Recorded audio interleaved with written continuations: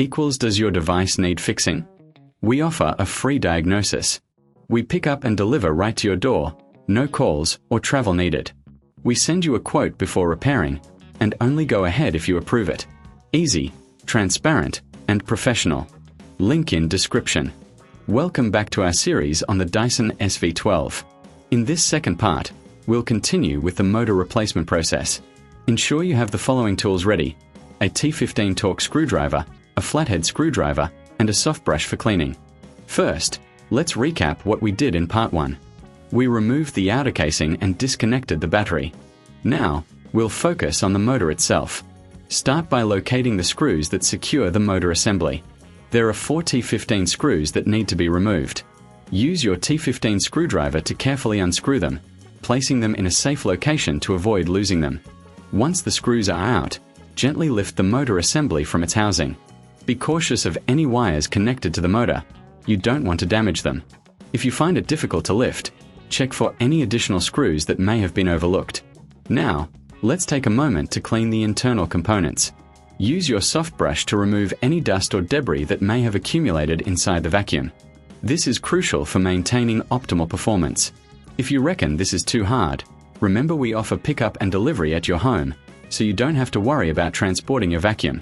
With the motor assembly out, it's time to replace it. Take your new motor and align it with the housing.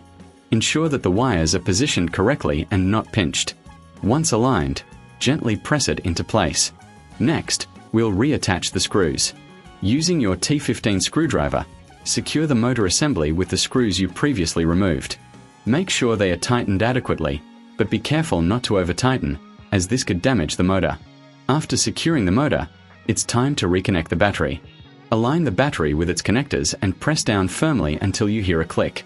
This indicates that it's securely in place. Before we put the outer casing back on, let's do a quick check. Ensure all screws are tight and there are no loose wires. If everything looks good, we can proceed to reattach the outer casing. Align the casing with the body of the vacuum and press it down until it clicks into place. Finally, we'll do a test run. Plug in your Dyson SV12 and turn it on. Listen for any unusual sounds. If it runs smoothly, you've successfully replaced the motor.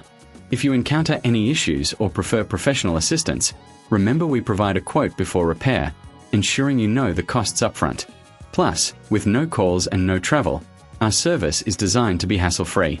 Thank you for following along, and stay tuned for more tips on maintaining your Dyson. Does your device need fixing? We offer a free diagnosis.